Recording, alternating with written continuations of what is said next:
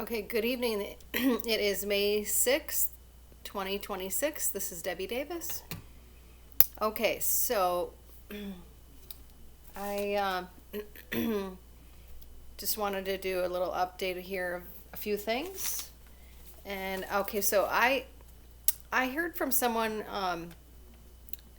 that wanted to kind of express that there's going through, I guess, similar things that were happening to me in Minnesota. If you remember a few months ago when I was in Minnesota, still I was having months and several months of really crazy issues with my car, where I would just come out to my car and it just wouldn't start for no reason. Okay, and I was told um, by somebody who knows, these type of things that the police have these new technologies and different things that have been affected by this herself. My friend Charlene, who I've had on my channel, um, she's had issues with the police for many years, like I have, and she told me that they have something that looks like a radar gun, but it's actually a an energy weapon, and it can actually hit your vehicle and cause the distributor. It hits the distributor, and the distributor apparently is what charges the battery. So it literally like stalls. Okay, so apparently this is happening to other people now, where they'll just be driving along and their car is stalling, or their truck. Okay, so this is really serious. Like, think if this happened to a plane, flying in the sky. I mean, I don't know if the weapon would actually, you know, go that far, but, just think if, I believe it's Raytheon technology. Okay, so this was happening to me for months. Okay, thankfully, it's better now. My car is running better now. But, we still don't know for sure exactly what is causing it. And so, it'd be good to get to the bottom of it. I believe it's something with that was invented by Raytheon technology, is kind of what I've heard. It's some kind of energy weapon. And, so of course these type of things should never be in the hands of somebody who's going to abuse them. And in this case, it's many times it was our own police in this country that was abusing it. It looked like a radar gun, but it was actually an energy weapon. Okay, so my friend Charlene I've had her on my channel, and she has this neighbor. She lives in Virginia. There's all kinds of corruption coming out about Virginia, and there's things that I'm learning about Virginia. Apparently, Virginia has like 4,000 underground tunnels. Okay, and there, so, and of course that's where the CIA headquarters, that state, Langley. Okay, so you just can imagine how much corruption is probably in that state. But anyway, so she has this neighbor that she's been watching my channel for a long time, and we were friends through somebody when I was on the Stu Webb show. And anyway, but she has this neighbor who happens to be a police officer, and because she's kind of a truther or whistleblower like he started hitting her house and hitting her with some kind of a um, rate some kind of a uh, ultra red. It's like a red laser. It's like a red laser, and it could go right through her window, and she was waking up with burn marks on her. Okay, so she ended up.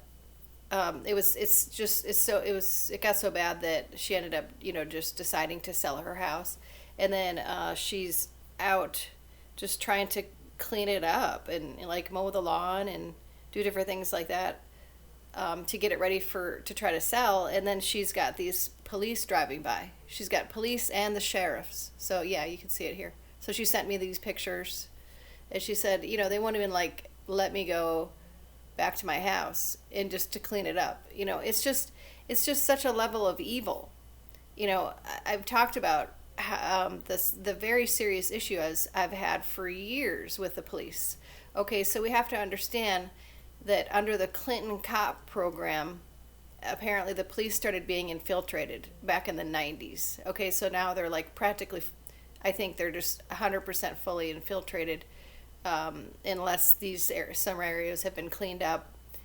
But they started getting completely infiltrated by Masons.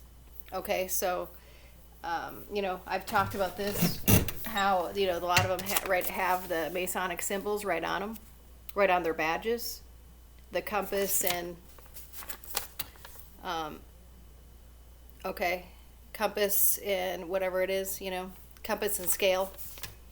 Okay, and when I was in at the VA in Sioux Falls, I was just going to because I live in South Dakota now. I was going to a different clinic because I'm not in Minneapolis anymore, so I don't go to that VA there.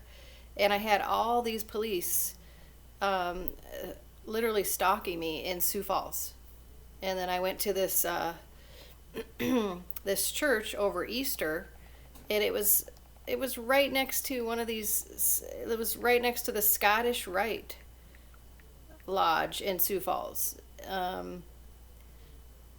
and I was just like, oh my gosh.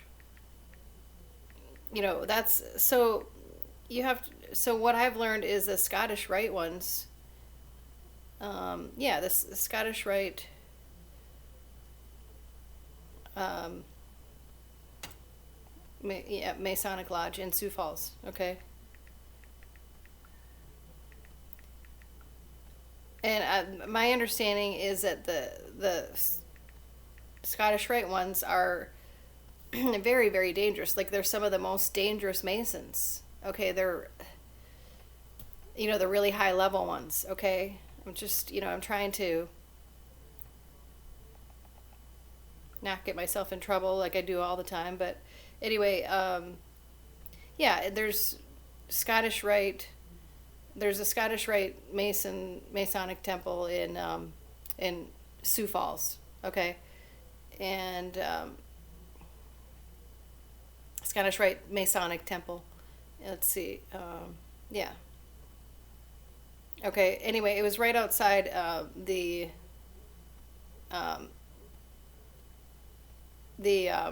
church that I went to in on Easter when I was in Sioux Falls. Okay. Yeah. So but they were just literally stalking me while I was there. I mean, it's just this. All they need is your phone number, and they stalk me through my smartphone. And I got one of these Faraday cages, but like I'd have to put it in there, and but half the time I'm on my phone. I'm either on my phone or playing something on my phone. It's just it's not that easy to get around this constant illegal surveillance. And I'm just so sick of it. It's literally been for 13 years, ever since I became a whistleblower. I mean, it's just absolute constant illegal surveillance, and they have to just be stopped. All these whatever technology they're using to illegally surveil me all the time. I mean, it's just like what Snowden tried to warn us of. This that they're illegally surveilling all of us. But so anyway, yeah, she was stalked. She sent me the pictures a couple days ago, so I wanted people to know, but yeah, but just how crazy it is. And then I wanted to show a few more things too that pertain to when I was in Phoenix. I don't think I ever showed these, and I just wanted to, I was finding, going through some of my things here. And yeah, I mean, when I first started getting, when I first became a whistleblower, I had, I was like, I knew I was being followed or stalked, and various different things were happening after I reported that fraud there. And I tried reporting it to the Phoenix police multiple times. Here's their cards. 3 times I tried reporting. And they never looked into anything. They never got back to me. They never did anything. Okay. So, this is my documentation from way back then, that I was literally being stalked. Okay. Then I get back to, then I've talked about how, ended up getting out of the military there, and then I moved back to Minnesota. I was still, thinking, okay, I gotta see if I can get out of this area. It was dangerous. Oh yeah, and then I talked about this story that came out where, a couple of videos ago, where there was some veterans that ended up dead, not in Iraq, but when they came home in Arizona, right? Okay, it says police want help catching Valley veterans killers. It came out in Arizona, 5/30/2011. Okay, 2 men who served our country in Iraq made it home safely but lost their lives in their own communities. Okay, Sergeant Darren Birch. Okay, and then another one, Sergeant Carl Markovich was reporting to National Guard drill training in 2010 when he was killed right next to his vehicle, right on the military base. Okay, how scary is that? Okay, so then it says right here, if you have any idea who killed either of these men or any information, contact Silent Witness at 480-WITNESS or 1-800-343-TIPS. Okay, and there's a $1,000 reward. Okay, anyway, this is what it says. Okay, so I think in I don't know, like a few years went by, and I saw this article, and I ended up calling the hotline, and I said, well, what I know about him is that he was a tech sergeant, I think, for the range.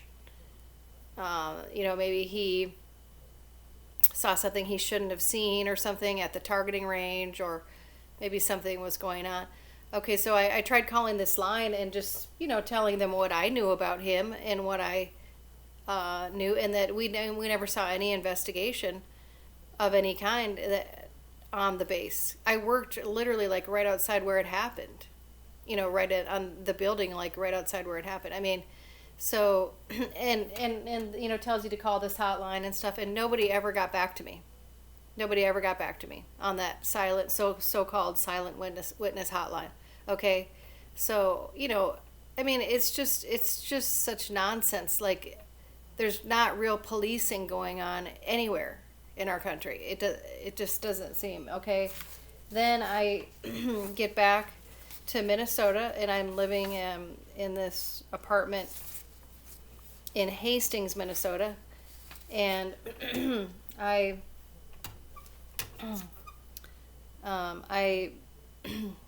was experiencing threats. Okay, well, I had this neighbor that was super crazy that lived next to me. Okay, and I believe he was he was I'm sure he was sent by somebody from Arizona. I mean, or maybe part of the deep state in Minnesota. Okay, I don't know for sure, but anyway, so this, so I'm trying to go way back here on my phone, but there was some stuff we tried to report. I was literally getting threats. Well, okay, so what happened is I heard these noises next door in the middle of the night.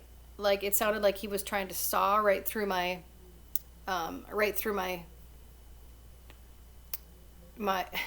right through the wall in the middle of the night. So we called the police out, and let's see, I have the video here.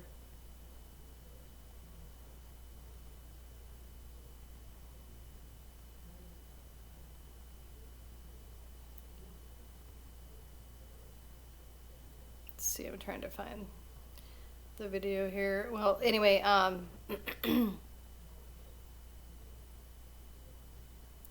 but they're well, basically, they came out, okay, and I told I told them.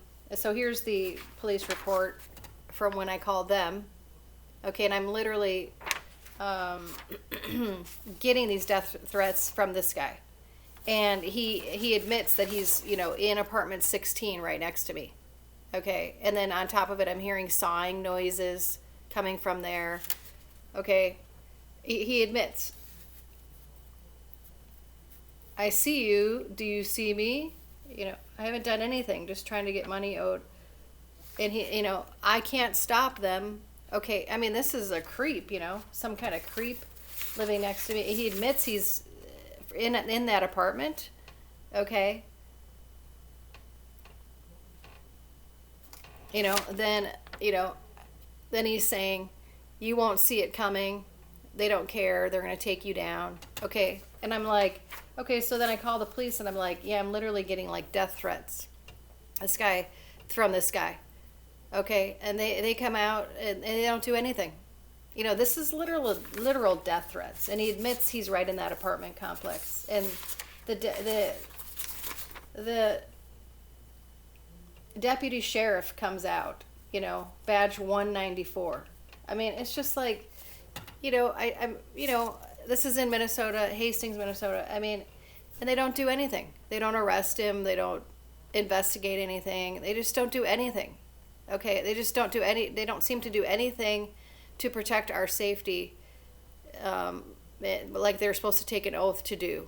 Okay, and of course I've talked about the sheriff here, the sheriff and deputies here in this county, in McPherson County, just horrible.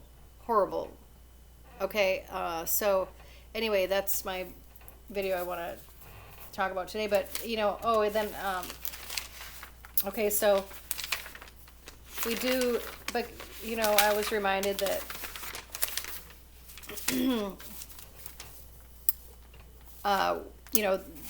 King David was going through these same type of things, right? We have to remember that he was going through similar battles against really evil. Okay, so there was a lot of evil after him the whole time he was king. I mean, and so that's kind of what I was reading recently is he was just asking God for help. He ended up just in various different scriptures. He talks about in Psalm 3:7. He says, "Arise, O Lord, deliver me, O my God, for you have struck all my enemies on the jaw. You have broken the teeth of the wicked." And then in Psalm 35, 1-3, "Contend, O Lord, with those who contend with me. Fight against those who fight against me. Take hold of shield and buckler and rise for my help." Okay, then in Psalm 7:6, "Arise, O Lord, in your anger. Rise up against the rage of my enemies. Awake, my God. Decree justice." Okay, and then in Psalm 17:13, "Rise up, O Lord, confront them, bring them down. Rescue me from the wicked by your sword." Then in Psalm 109:21, "But you, O God, my Lord, deal on behalf for your name's sake." Okay?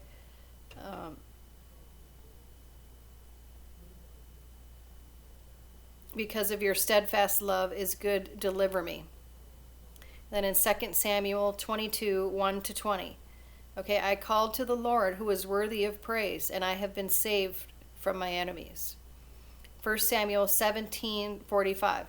"Then said David to the Philistine, Thou comest to me with a sword and with a spear and with a javelin, but I come to thee in the name of Jehovah of hosts." Okay, so I decree tonight these scriptures, and I ask for God's help in delivering us in this country, and and his people in general, the believers, from our enemies. So we can decree these scriptures like David did. Okay, and we decree and we ask for God's help. And it says in the scriptures, just ask and it shall be given to you. Okay, sometimes we forget just to ask. Okay, and so